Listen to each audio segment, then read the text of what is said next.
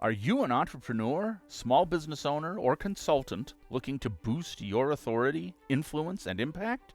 The Author Switch podcast with best-selling, award-winning author Carma Spence is your answer. Tune in for actionable advice, powerful strategies, and engaging interviews to turn on your author switch and take your business to the next dimension. The Author Switch. Hello, and welcome to the Author Switch podcast. I am your host, Carma Spence. I am an award-winning and best-selling author. 2 books made to bestseller, 1 book won 3 awards, but I have many more books under my belt, including some anthologies that I have been a contributor to, and they've been international bestsellers. How cool is that?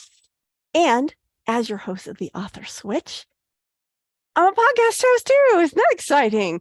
So this is episode 25 of the Author Switch. And in this episode, I'm going to be talking about how to deal with the overwhelm that a lot of people experience when they even think about writing a book. So there's lots of different ways. I've done a blog post where I talk about different ways that you can make writing a book easy. So I thought tonight in this podcast episode, I would talk more about this chart that I will be posting to social media soon. And it is basically the author's journey with various milestones because people get stuck at different places. And the reason why I say this is if you have 100 people and you ask them, hey, who wants to write a book? 81 will say, me, I want to write a book. And just in case you've seen some of my other videos, I've been saying 87 because that's the number that's stuck in my head, but I verified it's 81. And out of that 81, only 12 will actually start to write their book. And out of that 12, only 1 will finish and publish. Now, why is this? Why does only 1% of the population ever make it to the finish line? I mean, you look at Amazon, you think, oh my gosh, there's so many books out there. How could it only be 1% of the population? But it is. And a lot of the reason why there's so many books is because there are a great number of authors who are multi-book authors, like moi. So what I'm going to talk about today is this author's journey and the various points in which you stick or could stop, and give you at least one tip on how you can move forward and get unstuck or don't get stuck at all in the first place. So the first milestone in the author's journey is coming up with the book idea. What should I write about? Now, a lot of people will raise their hand and say, I want to write a book because they already have an idea. But I've spoken with a lot of people who they're like, I know I have a book in me, but I'm not sure what I want to write about. Well, the best tip I can give you on how to stop being stuck.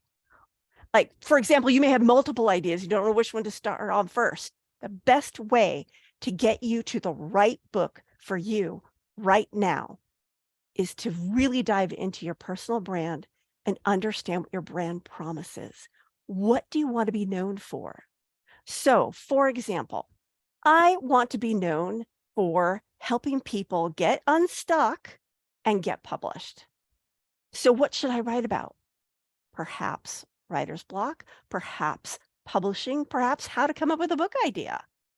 And actually, secrets out. I'm working on a series of 5 ebooks that will walk you through the process and a main book that's about how to get you unglitched. Get that glitch out of your author switch. So, and it's called the Author Switch. I know. Keep posted, and as I get more close to it, I'll let you know. So honestly, the best thing to get you to the point where, yes, I know exactly what I want to write about is to really understand what your brand promise is and how that intersects with those people who might be your ideal readers. So you really need to understand your target market. You need to understand what you do, who you serve, how you serve them, what you want to be known for. All those things play into what your brand promise is. And your brand promise is whatever I do in my business, it will deliver on this promise. So it's not a specific thing because each product or service may have its own narrow brand promise, but your brand promise is overarching. So for example, regardless of what brand I'm working on in my business, the through line is unleashing people's creativity. And it doesn't matter if I'm talking about creativity in the kitchen. It doesn't matter if I'm talking about being a genre traveler. And it doesn't matter if I'm talking about becoming an author. I'm helping people unleash their creativity and be more who they are authentically in their business and in their life. So that's the first point. The next point on the little road to publication is fleshing out that idea. And some authors will go straight from, I have an idea, to writing whatever it is. And I don't recommend that.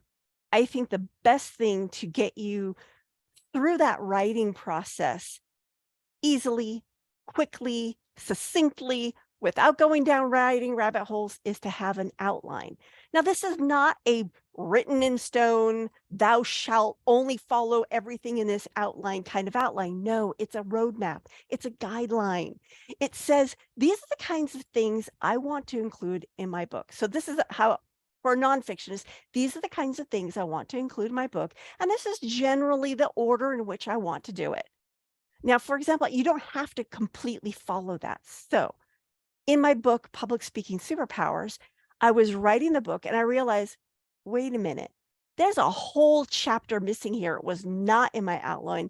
I realized I had forgotten to address the fear of public speaking. Oh, and here's my cat. He wants to say hello. Don't you want to say hello? Here's Bold Kitty. And now, Bold Kitty, you need to get off the table so I can continue with my podcast. But say hello to Bold Kitty. There he is. Bye-bye, Bold Kitty.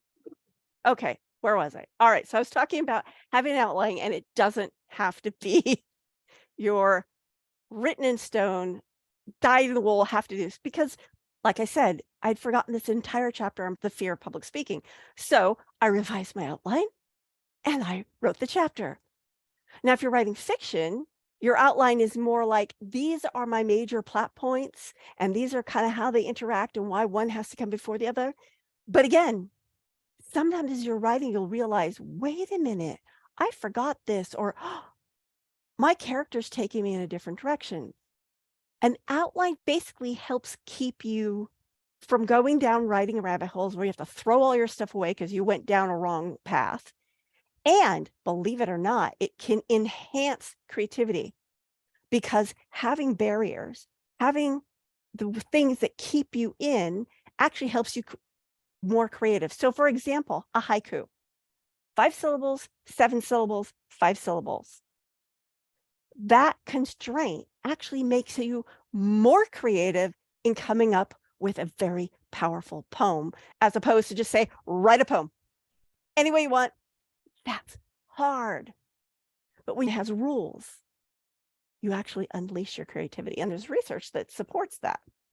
I don't have access to it in the moment, so I can't share it, but there is research that supports that. So the next step on the road to publication is your first draft. And a lot of people will stop at the outline. I've actually worked with people because I have this program that gets you to the outline, that practically writes the book for you. And then I've had clients stop.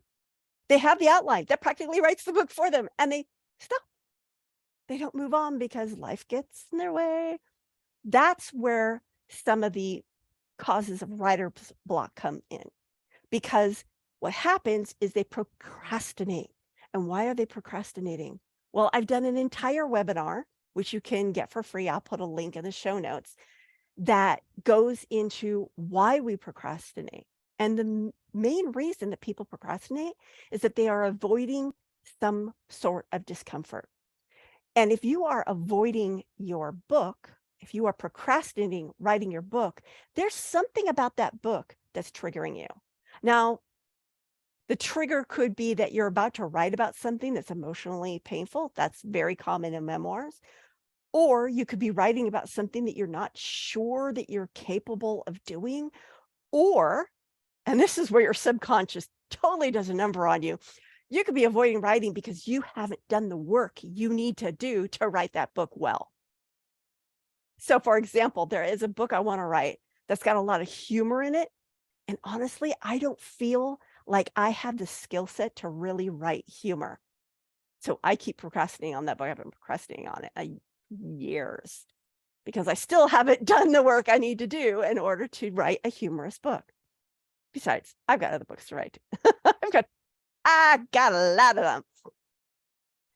So if you want to get from your outline to your first draft, here are some tips.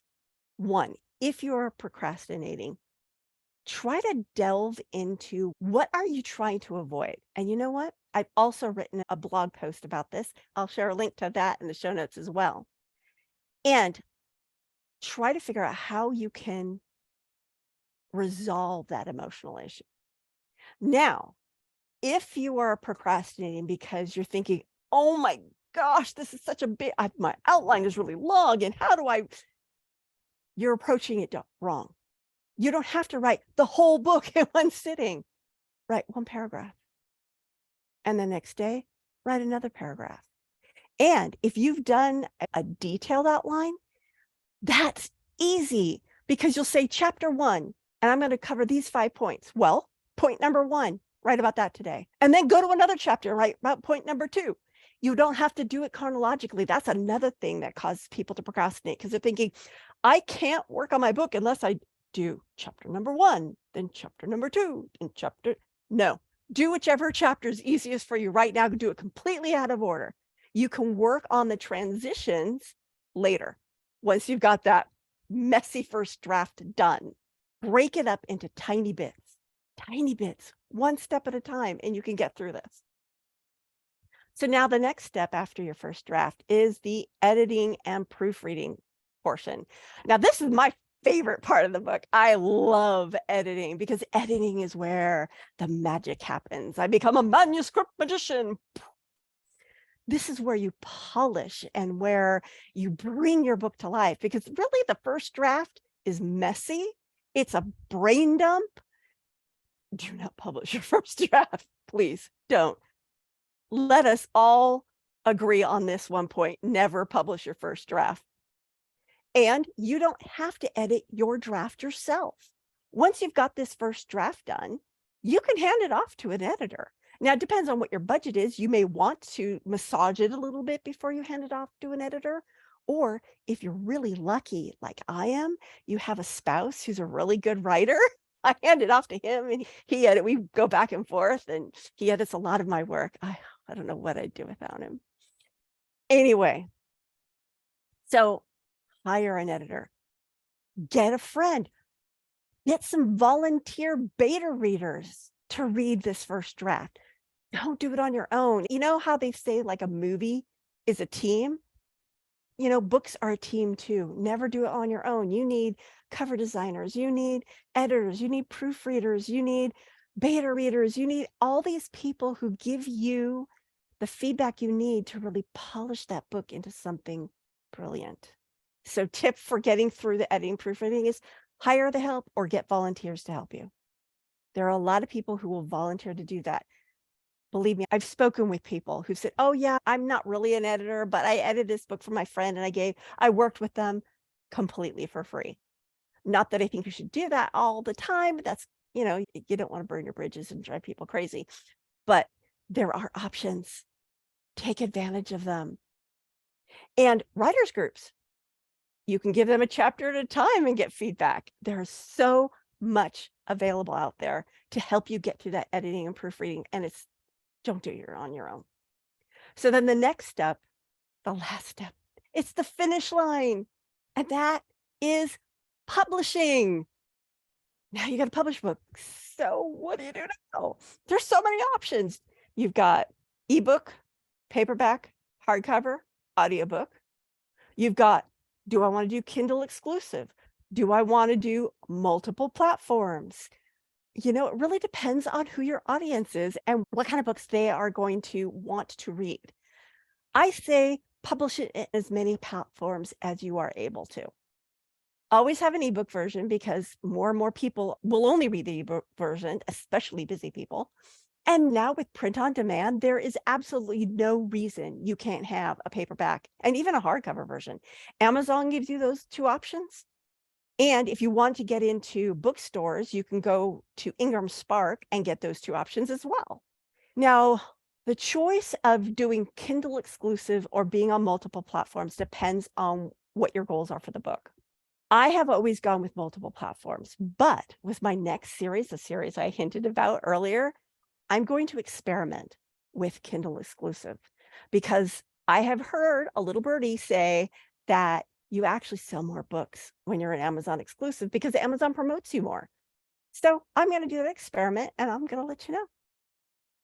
So again, with the publishing, there are people who can help you with publishing. I can help you with publishing. Don't let that be your stopping point. So again, the 5 places where people get stuck are the idea. Make sure it's in alignment with your brand and make it so much easier. Writing that first draft, start with an outline, break up the process into tiny bits. And publishing, get help if you don't know what to do. Get help. Now, I also wanted to cover some other things that can touch all these points. There's different things that get people stuck. I've already covered procrastination. Again, I will be including a link in the show notes when this airs. I'm going to include links to the article and to the webinar that you can get, all free to help kind of let you understand what procrastination is and how it's neuroscience. Time management. Again, that's kind of related to procrastination. Often it is a choice. People either decide that the book is a priority or they don't. If they don't, time management becomes a problem. Perfectionism. You know what? Your first draft doesn't have to be perfect. That's what editors for. The editing process is where you polish it and you make it perfect. And you know what? It's never actually going to be perfect, but it will be really, really good. You're a failure. Okay, that's real. You could fail, but you have to decide what is success for you. What would be failure? Would failure be never publishing at all? That's an easy one to avoid because publishing can be completely in your own hands. Now, if you're trying to go for a publishing deal, that's a little harder. I would just publish it myself. I'm a dyed-in-the-wool self-publisher. I love it. Lack of support or accountability. Now, here's where I've got something for you. Number one, I've got programs that can provide you support that you could pay me to help support you, but I've also got something free, and it's called the Author Switch Sprint. Once a month, I have a meeting for about an hour and a half where you get to network with fellow authors, and then you get 45 minutes of writing time. And I'm there if you get stuck, if you have a question, I'm there, and it's free. If you want more information about that, just message me and I will send you the link. And I might drop it in the LinkedIn chat a little later, and I will definitely include it in the show notes. But make avail of this support. It's free support. So those are just a few of the things that can stop you on your journey to publication. And how does all this information I just gave you help you deal with the overwhelm? It was implied in what I was saying is take one step at a time. When you're about to write a book, don't think of everything. Think of what your next step is. Is your next step coming up with the perfect idea? Is it writing that outline? Is it writing that next paragraph? Is it sending your first draft to an editor? Focus on the next step. And then when that step's done, focus on the next step. And you'll get there. You'll get there. I believe in you. Well, that's the end of this episode of the Author Switch podcast. I am your host, Carma Spence, and I will see you next week in the next episode. Ciao. If you've enjoyed this episode of the Author Switch podcast and would like to show your support, there are a few ways that you can do that.